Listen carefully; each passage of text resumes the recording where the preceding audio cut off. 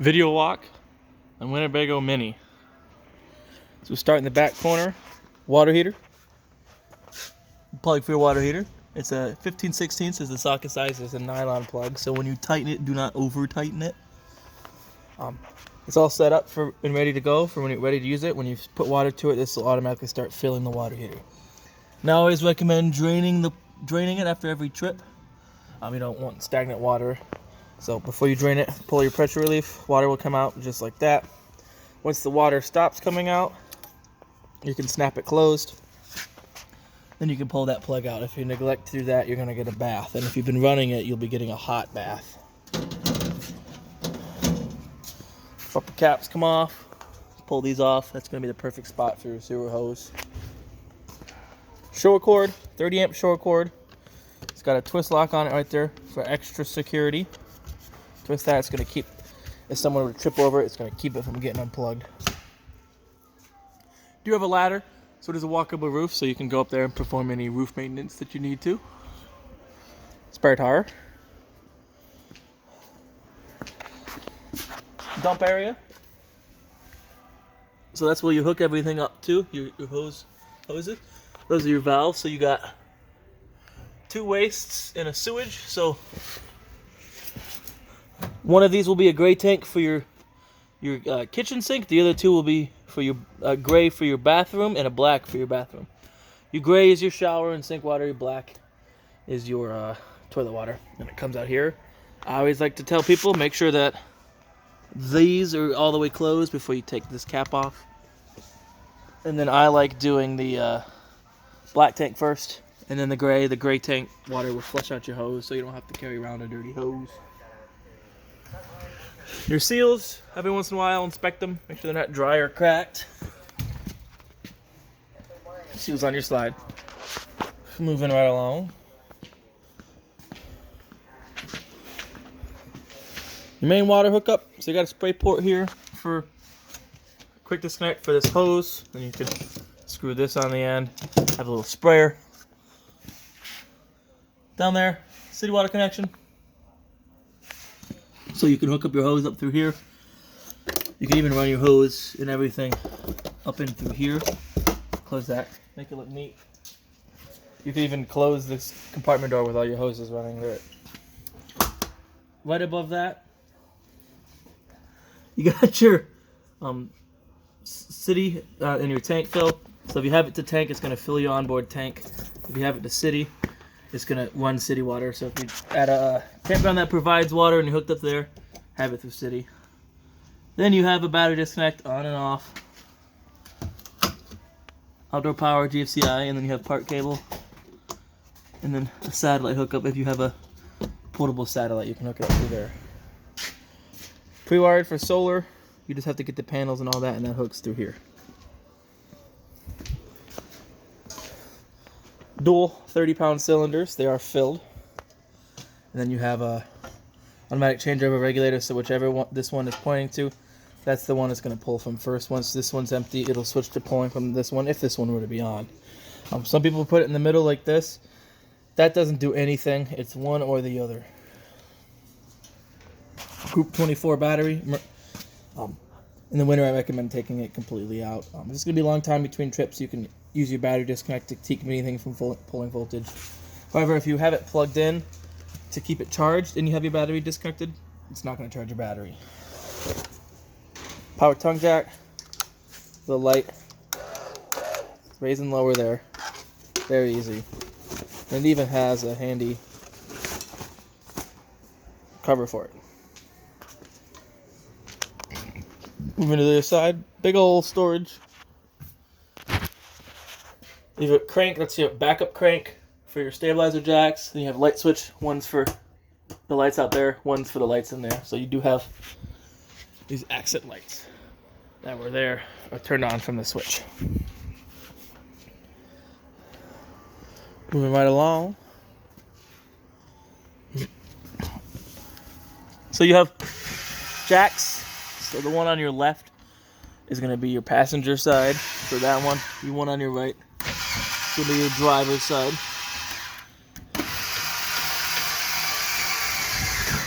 These aren't meant to pick up the weight too much. You could do a little adjustment there, but I wouldn't try to raise one side higher than the other using these jacks. If you want to get it level where you're going, front to back, use your tongue jack, side to side, drive it, back it into some blocks under your tires.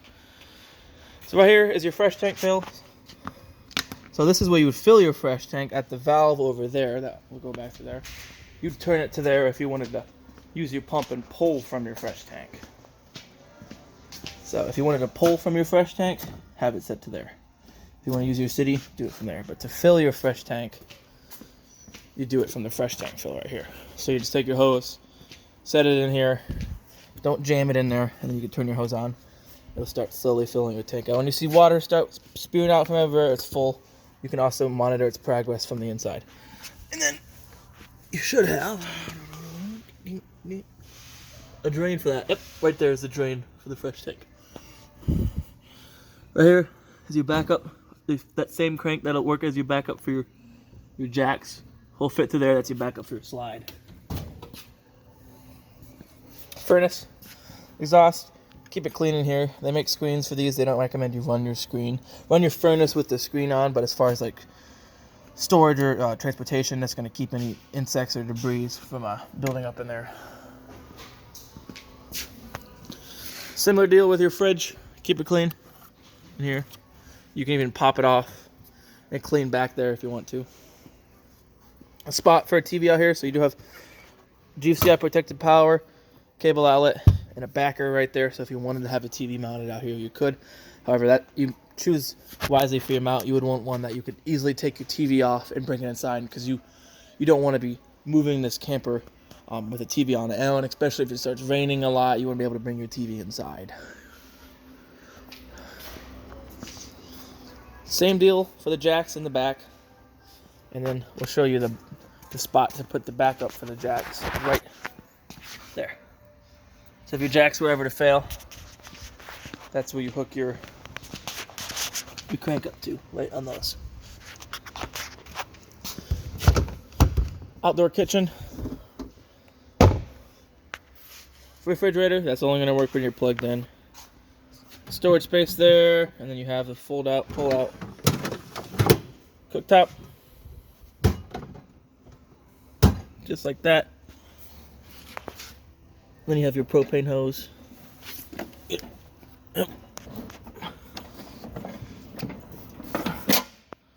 Propane hose right here comes out. You hook it through to right there. It's like a quick disconnect, like an air fitting, just like that. The spray ports. And there's a valve right on top that you'd open or close.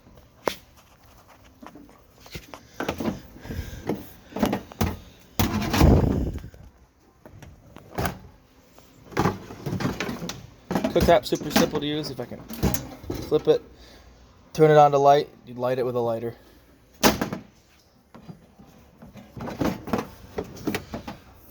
Stuff this all back in there. Just like that.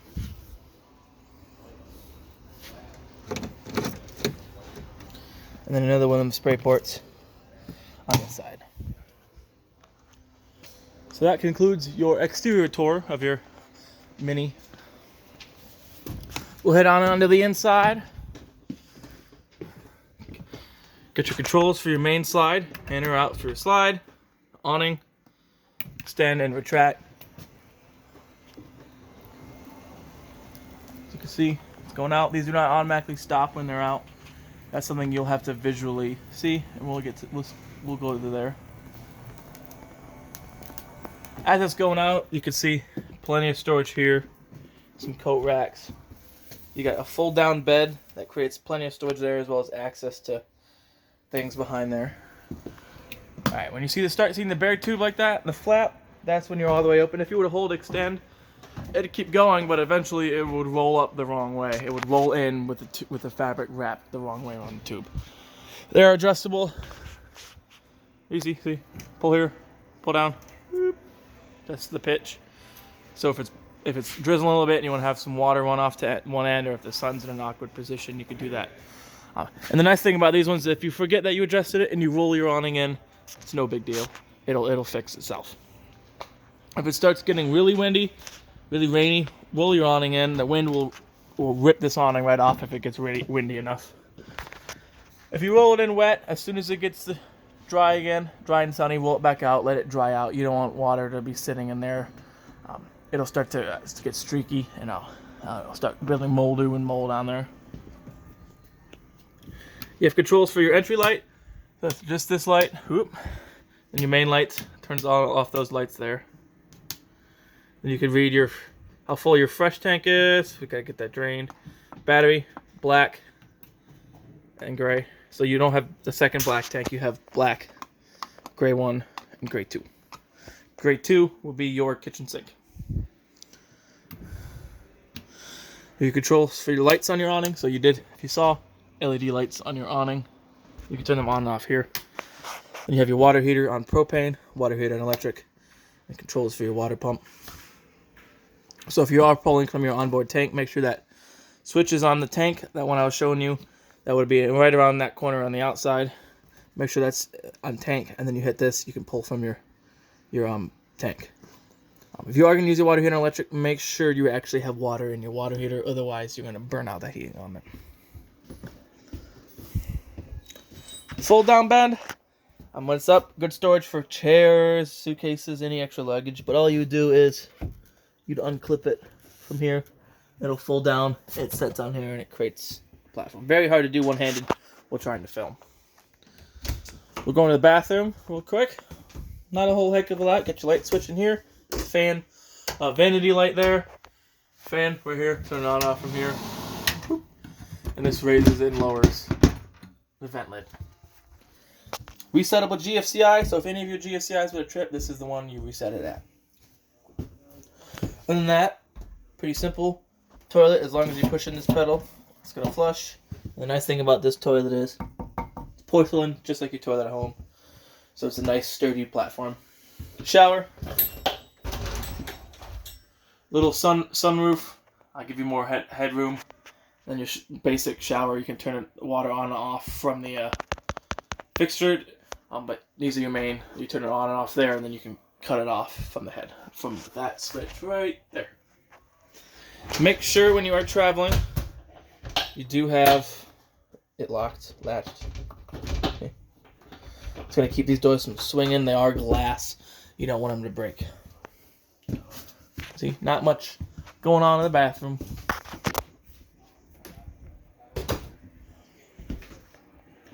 TV. Remote for your radio. It's a brand new remote. Remote for your TV. Yes. And then you do have, so that one back there, it's kind of hard to see. There's a coax right here, and then one right behind it. That'll be for if you have a portable, if you have the satellite. This one will be your antenna and cable. There's a button. You can see this green light, and there's a button on the other side of this coax. If you hit it, that light goes off. If you're going to use your antenna, make sure that light's on. That's your booster. You do have power, so you have a free outlet available if you're going to have a DVD player installed in here, or like a game console or something. And then 2 USB ports right there. Radio, you have zones. Hit zone. Zone A, increase the volume. That's inside. Hit zone again. Zone B is outside. Raise the volume. So you can lower the inside and have just the outside on. I don't know if you can hear it, but that's the outside speakers. So if people are taking a nap inside, you wanted to listen to music outside, you could do that without bothering the people on the inside. Zone C is unused. Back to Zone A. It's the inside speakers. Scan through the channels. Pause play. This also mutes it. If you're gonna have a DVD in there, it is a HD DVD player. It is not Blu-ray. It's just an HD. So you turn your TV to the HD, one of the HD channels. Pop a DVD in there and be able to watch your DVDs. Mode, you can do AM, FM, Bluetooth, front auxiliary, rear auxiliary, HDMI, AM, FM. Front auxiliary, rear auxiliary, that's nothing you guys are really going to worry about. Front auxiliary is this one. That's the one you're going to use. If you have an auxiliary cord, you can hook your phone up that way, but it's also Bluetooth, so you can Bluetooth your phone to this. You would look for Jensen on the Jensen JWM70A on your phone. It might ask for a pin. Usually it's all zeros, all ones, or 1, 2, 3, 4. And then you have a power button here. You can also push this. Boop. Boop. We're in the wrong mode. Mode. There you go. That also goes through your zones too. That's your power. So push and hold. Whoop. Turns your radio completely off. And then that comes on. That's one of the appliances that's always using voltage, even with it unplugged. Right below that breaker box, all your breakers for your 110, all your fuses for 12 volts. So you have 20s, a 15, a 1, and a 240s. So I recommend keeping a box of spare fuses just in case something were to happen. You have a backup. Bed. If sofa turns into a bed, it's hard to do one-handed, but you just fold these cushions out like that. You'd lift the bed up, and the whole thing folds out, and there's legs. It's very easy to do. Similar with this is also difficult to do one-handed, but you have a latch. You pull this out to unlatch it. See how it unlocks, and this whole table will pivot out and then down like that to create a lower platform that you can then have here, and then use your back cushions, and you would lay them on your table in your newly created platform. And again, it's hard to do one-handed. Normally we would show you, but with these times we have to do these video walks. Plenty of storage in the kitchen. Top covers, so there. And the nice thing about these is they're nice heavy duty. The countertops are real nice. You can see the color and the sparkle in the countertop. Cooktop. So you just easy to use. Turn them to light. Turn your sparker. It lights it very easy. Your oven's a little bit different. You turn it to pilot. Whoop, push your pilot in. Then you would, as you're pushing it in, you would go underneath there and light that pilot in there with a barbecue lighter or a match or whatever you have. And then you would turn it to, once the pilot's lit, whatever temperature you need. When you're done, you can turn it all the way to pilot, and that shuts your burner off, but leaves your pilot on. That way, if you're going to use your oven again that day, all you have to do is turn it back on. But I recommend turning it off before you go to bed. I wouldn't recommend having a lit pilot overnight. So that folds up. That's going to act as your backsplash. That also gives you extra not cooking, but table space if you're not going to be using your cooktop. Then you have light and then a fan there. Microwave. This works just like your standard microwave at home. It's only going to work when you're plugged in. Fridge, super simple. On or off, auto or gas. Just recommend leaving on auto. Auto is going to default to 110. If your camper's plugged in, that's what your fridge is going to operate off of. If the camper were to accidentally get unplugged or the campground were to lose power, your fridge is going to automatically switch to running off of propane if your propane were to be on. Now, unlike your fridges at home, these do take about 9 to 12 hours to get to their operating temperature.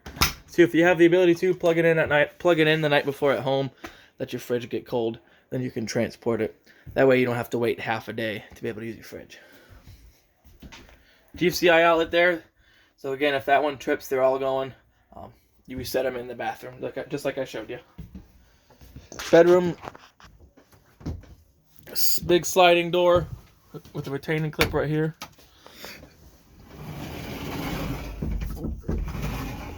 Door side's closed, just like that. Make sure you do strap this before you transport it. I've seen these doors put dents in these walls, so just be careful. Light switch for in here. And then you have kind of movable reading lights up there. Then your bed. Flip up. Just plenty of storage underneath there with a strut to hold it open. You got plenty of storage under the bed. GFCI outlet and dual USB port there.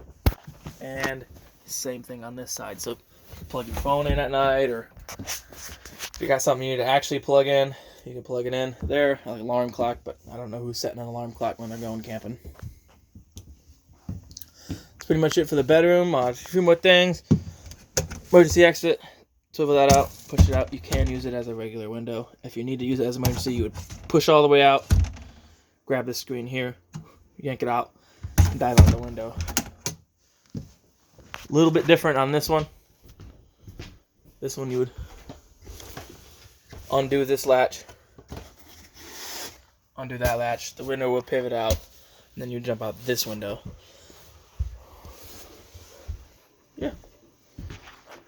That pretty much concludes the interior tour of your Winnebago.